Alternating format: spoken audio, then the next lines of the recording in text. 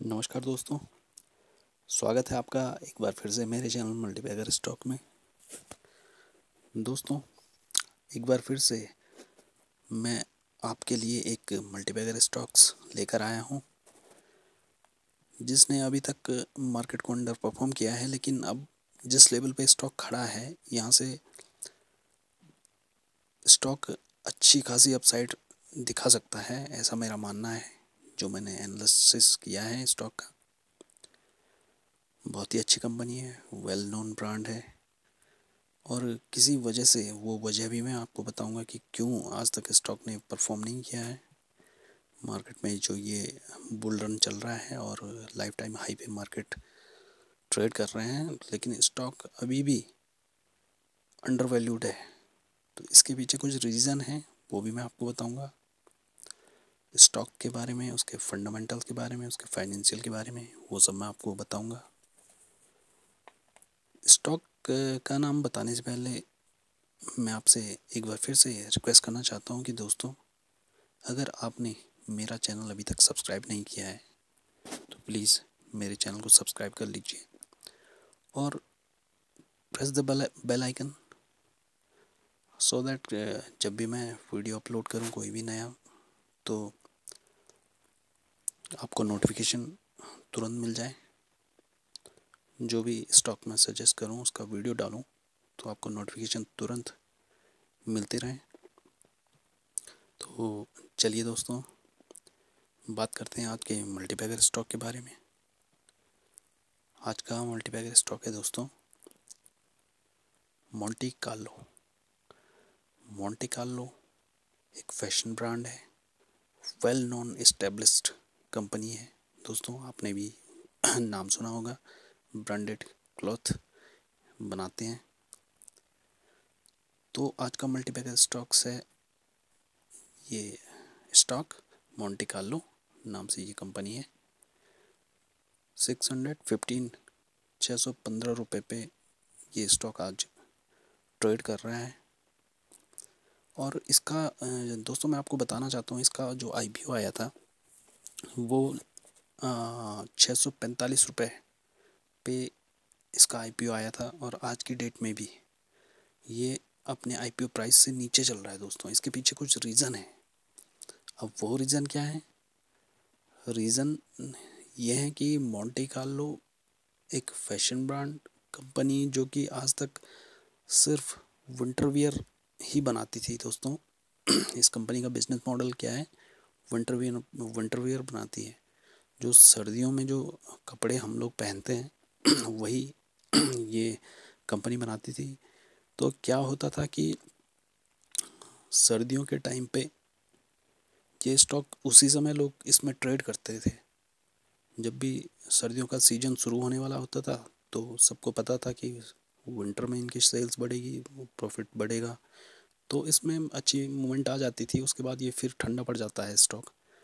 तो इसी तरह से ये ट्रेड करते करते अपने आईपीओ प्राइस से भी ऊपर नहीं जा पाया कभी भी। अभी इसमें जो चार्ट पैटर्न बन रहा है दोस्तों, तो इसने 600 रुपये से ऊपर ट्रेड करना स्टार्ट किया है। काफ़ी दिनों के बाद ये 600 रुपये से ऊपर स्टेबल हुआ है। तो अब यहाँ पे मुझे लगता है कि ये स्टॉक अच्छी मोमेंटम दिखा सकता है। और इन्होंने कंपनी का जो बिजनेस मॉडल अभी तक था विंटर वियर, सिर्फ इसी सेगमेंट में ये कामकाज करती थी कंपनी, अब इन्होंने थोड़ा सा मूव आउट किया है कॉटन फैब्रिक्स की तरफ, क्योंकि ये भी जानते हैं, इनको भी इस चीज़ का एहसास है कि सिर्फ विंटर वियर बना के हम मार्केट में स्टेबल नहीं हो सकते हैं। अगर मार्केट में टिकना है तो थोड़ा सा डाइवर्सिफाइड बिजनेस मॉडल ज़रूरी होना चाहिए।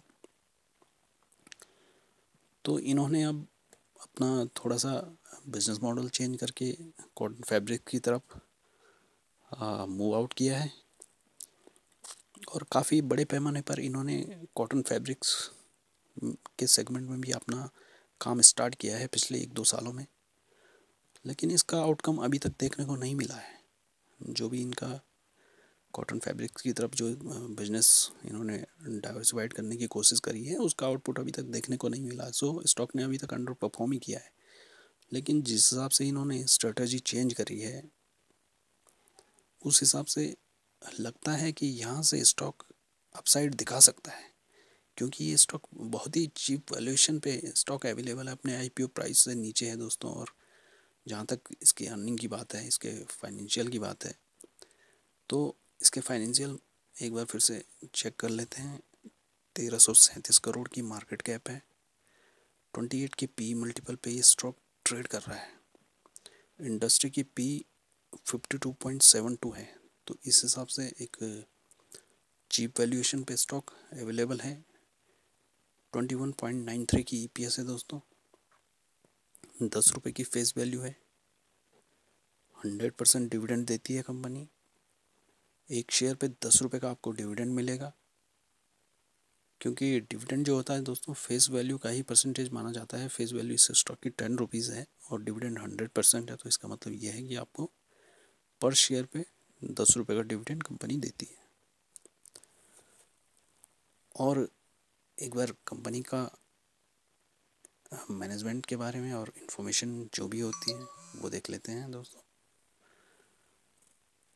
लुधियाना पंजाब में ये कंपनी इस्टेब्लिश्ड है, और ये मैनेजमेंट के बारे में पूरी इन्फॉर्मेशन यहाँ पे आपको मिल जाएगी।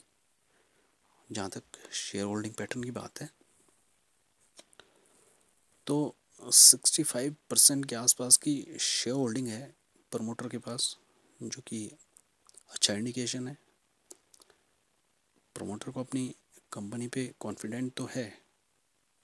ये शेयर होल्डिंग पैटर्न आपको साफ तौर पर दिखा रहा है, 65% के आसपास की शेयर होल्डिंग है। इसके बैलेंस शीट एक बार चेक करें। 21.73 करोड़ की इक्विटी है दोस्तों, और रिजर्व्स 466 करोड़ के रिजर्व्स हैं। नेटवर्थ 488 करोड़ की नेटवर्थ है कंपनी की।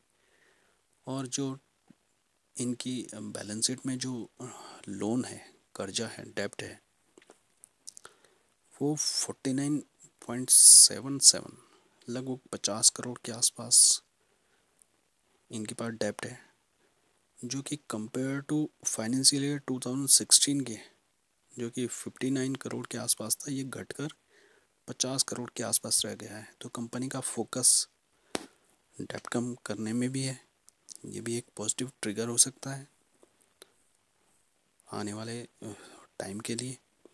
और बुक वैल्यू जो कंपनी की है 224 रुपये की बुक वैल्यू है। प्रॉफिट लॉस की बात करते हैं तो 591 करोड़ की सेल्स की एवज़ में कंपनी ने जो मुनाफा दर्ज किया है वो 42 करोड़ रुपए का मुनाफा है दोस्तों। तो प्रॉफिट मेकिंग कंपनी है, चीप वैल्यूएशन पे स्टॉक अवेलेबल है। हाँ, इसमें एक काम आपको ये करना होगा कि आपको एक स्टॉप लॉस मैं सजेस्ट कर दूंगा, आप वो स्टॉप लॉस ज़रूर फॉलो करें, क्योंकि ये स्टॉक अभी इसमें स्टेबिलिटी लग तो रही है, लेकिन अगर ये एक बार फिर से 600 रुपये से नीचे आया तो ये फिर डाउन साइड दिखा सकता है दोस्तों, और एक रेंज बाउंड मूवमेंट इसमें वही फिर रह सकती है। तो इसमें मैं आपको बताना चाहता हूँ कि इसमें एक स्टॉप लॉस आपको 579 रुपये के आसपास आपको एक स्टॉप लॉस लगाना होगा। और जब तक ये 580 रुपये से ऊपर ट्रेड कर रहा है तो इसको आप होल्ड करके चलें। जहाँ पे आपका स्टॉप लॉस हिट होगा वहाँ पे आपको निकलना पड़ेगा स्टॉक से। और जब तक ये 600 रुपये से ऊपर बना हुआ है ये स्टॉक काफ़ी स्ट्रॉन्ग है, और मुझे लगता है कि ये ज़्यादा टाइम नहीं लेगा। अपसाइड इसमें पोटेंशियल अच्छा खासा है दोस्तों। और इसमें मैं आपको टारगेट भी देना चाहता हूँ। इसमें 720 से लेके 750 रुपये का पहला टारगेट है। आप 740 के आसपास मान के चलें, 740-50 के आसपास का पहला टारगेट होगा, और स्टॉप लॉस रहेगा 579। जी हाँ दोस्तों, 579 के स्टॉप लॉस के साथ करंट मार्केट प्राइस में अगर इसको बाई करके चलें तो आपको 700 रुपये 720 रुपये से लेके 750 तक की ये टारगेट आसानी से दिखा सकता है। तो आप भी एक बार अपनी रिसर्च करके और स्टॉक को खरीद सकते हैं। तो आज के लिए इतना ही दोस्तों, फिर मिलेंगे नए मल्टीबैगर स्टॉक के साथ। Bye bye, good luck.